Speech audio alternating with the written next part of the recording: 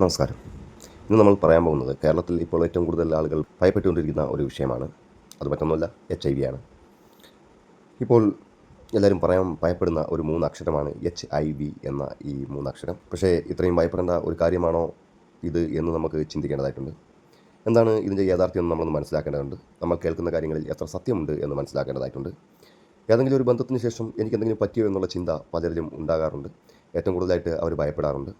അത് കാരണമായിട്ട് തന്നെ ഈ ഭയം കാരണമായിട്ട് തന്നെ അവർക്ക് പലപ്പോഴും ഉറങ്ങാൻ പോലും പറ്റാത്ത ഒരു ആശങ്കയൊക്കെ ഉണ്ടാവാറുണ്ട്. ഇതെല്ലാം ഇന്നത്തെ കാലത്ത് അനേകം യുവാക്കളും യുവതികളൊക്കെ അനുഭവിക്കുന്ന ഒരു ബുദ്ധിമുട്ടാണ്. അതിനാൽ ഇന്ന് ഞാൻ നിങ്ങളുടെ സൂഫി സഞ്ചാരി എന്ന സുഹൃത്ത് ഒരു സഹോദരനെ പോലെ തന്നെ HIV എന്താണ്, അത് എങ്ങനെ പകരും, എങ്ങനെ പകരില്ല, ഒരു അപകടം സംഭവിച്ചാൽ 24 മണിക്കൂറിനുള്ളിൽ എന്ത് ചികിത്സ നിങ്ങളുടെ ജീവൻ രക്ഷിക്കും എന്നും ഒക്കെയാണ് ഇവിടെ വിശദമാക്കാൻ പോകുന്നത്. മാത്രമല്ല, എന്തുകൊണ്ടാണ് ഇതിൻ്റെ വാക്സിൻ ഇപ്പോഴും ലഭ്യമല്ലാത്തത്, ചികിത്സ കിട്ടിയാൽ ആയുസ് എത്ര എന്നുള്ള ചോദ്യങ്ങൾക്ക് എല്ലാം നമ്മൾ ഇതിലൂടെ ഉത്തരം കണ്ടെത്താൻ ശ്രമിക്കുകയാണ്. എല്ലാം നിങ്ങൾക്ക് മനസ്സിലാകുന്ന ഭാഷയിൽ ലളിതമായി പറഞ്ഞു തരാൻ ഞാൻ ശ്രമിക്കാം. നമുക്കാദ്യം തന്നെ കേരളത്തിലെ ഇപ്പോഴത്തെ അവസ്ഥ നമുക്ക് നോക്കുകയാണെന്നുണ്ടെങ്കിൽ കേരളത്തിൽ ഇപ്പോൾ 23,000 മുതൽ 24,000 വരെയാണ് HIV ബാധിതരുടെ കണക്ക് പുതിയ കണക്കുകൾ പ്രകാരം മനസ്സിലാക്കാൻ സാധിക്കുന്നത്. എന്നാൽ ഇതുവരെ നിലവിൽ കണ്ടെത്തിയിട്ടുള്ള ആളുകളാണ്. എത്രയോ ആളുകൾ ഇതുവരെ ടെസ്റ്റ് പോലും ചെയ്യാത്തവരുണ്ട്. അതിൻ്റെയൊക്കെ കണക്കുകളൊക്കെ നോക്കുമ്പോൾ വളരെ കൂടുതലായിരിക്കാനുള്ള സാധ്യതയുണ്ട്. പുതിയ കണക്കുകൾ പ്രകാരം ഏകദേശം 15 മുതൽ 30 വയസ്സ് വരെ ഇടയിൽ പ്രായമുള്ള ആളുകളാണ് കൂടുതലായിട്ട് ഉള്ളതെന്ന് നമുക്ക് മനസ്സിലാക്കാൻ സാധിക്കുന്നുണ്ട്. ഇതിൻ്റെ പ്രധാനമായിട്ടുള്ള കാര്യങ്ങൾ നമ്മൾ പെട്ടെന്ന് നോക്കുകയാണെന്നുണ്ടെങ്കിൽ സുരക്ഷിതമല്ലാത്ത ശാരീരിക ബന്ധം, ഇഞ്ചക്ഷൻ, ഡ്രഗ്സ്, പരിശോധന ചെയ്യാതെ നടക്കുക, തെറ്റായ വിവരങ്ങൾ എന്നൊക്കെയാണ്. ഇനി ഒരു സത്യത്തെ നമ്മൾ മറക്കരുത്. HIV കേരളത്തിൽ മാത്രം പടർന്നു പോകുന്ന ഒരു രോഗമല്ല. ഇത് വലിയ ഭയപ്പെടേണ്ട ഒരു കാര്യവുമല്ല.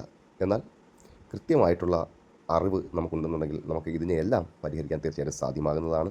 ഇനി HIV പകരുന്ന വഴികളിൽ ഏറ്റവും ലളിതമായ ഒരു വിശദീകരണം നമുക്കൊന്ന് നോക്കാം. ഒന്ന്, നമ്മൾ സുരക്ഷിതമല്ലാതെ ഉള്ള ലൈംഗിക ബന്ധത്തിൽ ഏർപ്പെടുമ്പോൾ, അതുപോലെ തന്നെ സ്വവർഗ അനുരാഗികളുടെ ഇടയ്ക്കും ഇത് പകരാനുള്ള സാധ്യത കൂടുതലാണ്. അതുപോലെ തന്നെ രക്തവുമായിട്ട് കലരുന്ന സാഹചര്യങ്ങളൊക്കെ ഉണ്ടാകുമ്പോൾ, പ്രത്യേകിച്ച് സൂചി, സിറിഞ്ച് ഒക്കെ കാരണമായിട്ട് പകരുമ്പോൾ. അതുപോലെ തന്നെ മൂന്നാമത്തെ ഒരു സാധ്യത അമ്മയിൽ നിന്ന് കുഞ്ഞിലേക്ക് പ്രസവത്തിലൂടെയോ മുലയൂട്ടലിലൂടെയൊക്കെ പകരാനുള്ള സാധ്യത. ഇത് മൂന്നുമാണ് നമുക്ക് പ്രധാനമായിട്ട് മനസ്സിലാക്കാനുള്ളത്. ഇത് ഒഴികെയുള്ള മറ്റുള്ള കാര്യങ്ങളൊന്നും HIV അങ്ങനെ പകരുന്നതായിട്ട് കാണിക്കുന്നില്ല. അല്ലെങ്കിൽ ഒരാളെ ചുംബിച്ചതുകൊണ്ടോ അല്ലെങ്കിൽ ആലിംഗനം ചെയ്തതുകൊണ്ടോ ഒരുമിച്ചിരുന്ന് ഭക്ഷണം കഴിക്കുന്നത് കൊണ്ടോ ചുമ, തുമ്മൽ, അവരുടെ ആ തുമ്മലിലൂടെ ചുമയിലൂടെയുള്ള ആ ഒരു ഫ്ലൂയിഡൊക്കെ നമ്മുടെ ശരീരത്തിൽ പറ്റിയെന്ന് വിചാരിച്ചിട്ടോ, അല്ലെങ്കിൽ മറ്റുള്ളവരുടെ ഫ്ലൂയിഡ് നമ്മുടെ പുറത്ത് സ്പർശിച്ചത് കാരണമായിട്ടോ, അല്ലെങ്കിൽ നമ്മുടെ വയറ്റിലോട്ട് പോയോ എന്നൊക്കെ കാരണങ്ങൾ കൊണ്ടൊന്നും HIV പകരില്ല. കാരണം നമ്മുടെ വായിലൂടെ ഉള്ളിലേക്ക് പോയി കഴിഞ്ഞാൽ നമ്മുടെ ശരീരത്തിലുള്ള, നമ്മുടെ ആമാശയത്തിലുള്ള ആസിഡ് അതിനകത്തുള്ള വൈറസിനെ നശിപ്പിക്കും എന്ന് തന്നെയാണ് അതിൻ്റെ യഥാർത്ഥമായിട്ടുള്ള കാരണം. ഇനി നമുക്കെന്തെങ്കിലും ഒരു ഇതേപോലെ റിലേഷൻ സംഭവിച്ചു, അപ്പോൾ അതിൽ നമുക്കെന്തെങ്കിലും ഉണ്ടോ എന്നൊരു ഭയം തോന്നുന്നുണ്ട് എങ്കിൽ അത് ഏതൊക്കെ തരത്തിലാണ് നമ്മളത് പരിശോധനയ്ക്ക് വിധേയമാക്കേണ്ടത് എന്ന് നമുക്ക് നോക്കാം. ഒന്ന്, നമ്മൾ ഈ ഒരു ബന്ധത്തിലേക്ക് നമ്മൾ സുരക്ഷിതമായിട്ട് തന്നെ ബന്ധപ്പെടുമ്പോൾ നമ്മൾ ആ ഉപയോഗിക്കുന്ന ഉറ പൊട്ടുകയാണെങ്കിലോ, അല്ലെങ്കിൽ നമ്മൾ സുരക്ഷിതമല്ലാതെ ഉറയൊന്നും യൂസ് ചെയ്യാതുള്ള ഒരു ബന്ധമാണെങ്കിലോ, അല്ലെങ്കിൽ HIV ഉള്ള ഒരു വ്യക്തിയുടെ ഫ്ലൂയിഡ് നിങ്ങളുടെ ശരീരത്തിനുള്ളിൽ കടക്കുകയാണെങ്കിലോ നിങ്ങൾക്ക് ഈ ഒരു റിസ്ക് ഉണ്ടാവാനുള്ള സാധ്യത വളരെ കൂടുതലാണ്. ഇനി നമുക്ക് നോക്കാം, ഇത് അങ്ങനെ സംഭവിച്ചു പോയിട്ടുണ്ടെങ്കിൽ അപ്പോഴും നിങ്ങൾക്ക് പിന്നും ഓപ്ഷനുണ്ട്. ഒരു വട്ടം അങ്ങനെ സംഭവിച്ചു പോയിട്ടുണ്ടെങ്കിൽ 24 മണിക്കൂറിനുള്ളിൽ തന്നെ ചെയ്യേണ്ട ഏറ്റവും പ്രധാനമായിട്ടുള്ള ഒരു ചികിത്സയാണ് PEP എന്ന് പറയുന്ന ചികിത്സ. ഈ PEP എന്ന് പറയുന്ന ചികിത്സ 24 മണിക്കൂറിനകം വെച്ച് നിങ്ങൾ ആരംഭിക്കുകയാണെങ്കിൽ പൂർണ്ണമായിട്ട് തന്നെ നിങ്ങൾക്ക് ഈ ഒരു രോഗാണുവിനെ നിങ്ങളുടെ ശരീരത്തിൽ നിന്ന് ഒഴിവാക്കാൻ സാധിക്കും. നമുക്ക് ഒരു അപകടം സംഭവിച്ചു എന്ന് ശരിക്കും ഉറപ്പുള്ളൊരു സ്ഥിതി ഉണ്ടെങ്കിൽ മാത്രം ജീവൻ രക്ഷിക്കുന്ന ഒരു മരുന്നാണ് PEP. ഇത് എപ്പോഴാണ് ആരംഭിക്കേണ്ടത് എന്ന് നമ്മൾ നോക്കുകയാണെങ്കിൽ ഏറ്റവും നല്ലത് 24 മണിക്കൂറിനുള്ളിൽ തന്നെ അതിൻ്റെ ചികിത്സകൾ ആരംഭിക്കേണ്ടതാണ്. പരമാവധി 72 മണിക്കൂർ, അതായത് 3 ദിവസം. അതിനുശേഷം തുടങ്ങുന്നത് ഫലപ്രാപ്തി കുറയ്ക്കാനുള്ള സാധ്യതയുണ്ട്. എന്നിരുന്നാലും ഏകദേശം 3 ദിവസത്തിനുള്ളിൽ തന്നെ ഈ ചികിത്സ ആരംഭിക്കുന്നത് നല്ലതായിരിക്കും.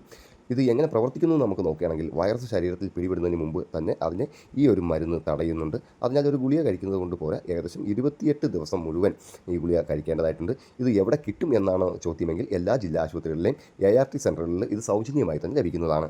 പലപ്പോഴും ഉള്ളൊരു ചോദ്യമാണ് HIV പോസിറ്റീവ് ആണെങ്കിൽ ജീവിതം അവസാനിച്ചോ എന്നുള്ളത്. അപ്പോൾ നമുക്ക് അതിനെക്കുറിച്ച് നോക്കുകയാണെന്നുണ്ടെങ്കിൽ, HIV പോസിറ്റീവ് എന്ന് വെച്ച് കഴിഞ്ഞാൽ ഓരോ ദിവസവും മരണം കാത്തിരിക്കുന്ന ഒരു രോഗിയാണ് എന്നതല്ല അതിൻ്റെ അർത്ഥം. ഇന്ന് ART മരുന്നുകൾ കാരണമായിട്ട് ഒട്ടേറെ പേർ 20-40 വർഷം വരെയൊക്കെ സാധാരണ ജീവിതം തന്നെ നയിച്ചുകൊണ്ടിരിക്കുന്നതായിട്ട് നമുക്ക് കാണാൻ സാധിക്കുന്നുണ്ട്. അതുപോലെ തന്നെ ART ശരിയായി കഴിച്ചാൽ വൈറസിൻ്റെ അളവ് അത്ര തന്നെ ശരീരത്തിൽ കുറയും. അത് മറ്റുള്ളവർക്ക് നമ്മളിൽ നിന്ന് രോഗം പകരാൻ പോലും സാധിക്കാത്ത രീതിയിലേക്ക് നമ്മളെ പ്രൊട്ടക്റ്റ് ചെയ്യുന്ന നിലയിലേക്ക് വരെ കാര്യങ്ങളെ കൊണ്ടെത്തിക്കും. അതായത് നമ്മളിൽ നിന്ന് മറ്റൊരാൾക്കിലേക്ക് പകരാത്ത രീതിയിൽ വരെ ഈ മരുന്ന് നമ്മളെ പ്രൊട്ടക്റ്റ് ചെയ്യും എന്ന് തന്നെയാണ്. ഇനി വാക്സിൻ എന്തുകൊണ്ട് ഇന്ന് ലഭ്യമല്ല എന്ന് നമ്മൾ നോക്കുകയാണെങ്കിൽ, HIVക്ക് വാക്സിൻ ഇല്ലാത്ത മനുഷ്യർ ശാസ്ത്രീയമായ പരാജയം കൊണ്ടല്ല, വൈറസിൻ്റെ തന്നെ കഠിനമായ പ്രകൃതി ആണ് ഇതിൻ്റെ കാരണം. അല്ലെങ്കിൽ കഠിനമായ വൈറസിൻ്റെ ആ ഒരു പ്രത്യേകതയാണ് ഇതിൻ്റെ കാരണം. അത് നമുക്ക് എന്തൊക്കെയാണെന്ന് നോക്കിക്കഴിഞ്ഞാൽ വൈറസ് പതിവായി രൂപം മാറുന്നുണ്ട്, മ്യൂട്ടേഷൻ സംഭവിക്കുന്നുണ്ട്. അതുപോലെ തന്നെ ഈ വൈറസ് രക്തത്തിൽ ഒളിച്ച് ജീവിക്കുന്നതായിട്ട് കാണാൻ സാധിക്കും. അതുപോലെ തന്നെ ശരീരത്തിൻ്റെ പ്രതിരോധ ശേഷിയെ ഇത് താളം തെറ്റിക്കുകയാണ് ചെയ്യാറുള്ളത്. അതുപോലെ തന്നെ 100-ലധികം രീതിയിലേക്ക് ഇതിന് മ്യൂട്ടേഷൻ ഈ വൈറസ് മാറുന്നുണ്ട്. 100-ലധികം രീതിയിലേക്ക് ഈ വൈറസ് മ്യൂട്ടേഷൻ സംഭവിക്കുന്നുണ്ട്. അതുകൊണ്ട് തന്നെ ഒരു വാക്സിൻ ഒരേ സമയം എല്ലാ തരത്തിലും പ്രവർത്തിക്കാൻ ഉള്ള സാധ്യത വളരെ കുറവാണ്. ഇതുകൊണ്ട് തന്നെയാണ് ഈ ഒരു രോഗത്തിനുള്ള വാക്സിൻ കണ്ടെത്താൻ സാധിക്കാത്തത്. എന്നാൽ ഇന്നും ഗവേഷണം നടന്നുകൊണ്ടിരിക്കുന്നുണ്ട്. ഒരു ദിവസം തീർച്ചയായിട്ടും ഇതിനുള്ള വാക്സിൻ കണ്ടെത്താൻ സാധിക്കും. ഇനി ഇത് പകരാതിരിക്കാനുള്ള വഴികൾ നമുക്ക് ലളിതമായി നോക്കുകയാണെങ്കിൽ നമ്മൾ പ്രധാനമായിട്ട് തന്നെ കോണ്ടം ഉപയോഗിക്കുക, സൂചി പങ്കിടരുത്, ബന്ധത്തിന് ശേഷം സംശയമുണ്ടെങ്കിൽ ഉടൻ തന്നെ PEP ചികിത്സ ആരംഭിക്കുക. വർഷത്തിൽ ഒരു പ്രാവശ്യം HIV ടെസ്റ്റ് നിർബന്ധമായും ചെയ്യാൻ ശ്രമിക്കുക. പങ്കാളിയുമായി തുറന്ന സംഭാഷണം ഉണ്ടാക്കിയെടുക്കുക. മദ്യം, ഡ്രഗ്സ് അതുപോലുള്ള എന്തെങ്കിലുമൊക്കെ കാര്യങ്ങൾ ഉപയോഗിച്ചുകൊണ്ട് നിങ്ങൾ ഇതുപോലുള്ള ഹാർഡായിട്ടുള്ള സെക്സിലേക്കൊന്നും പോകാതിരിക്കുക.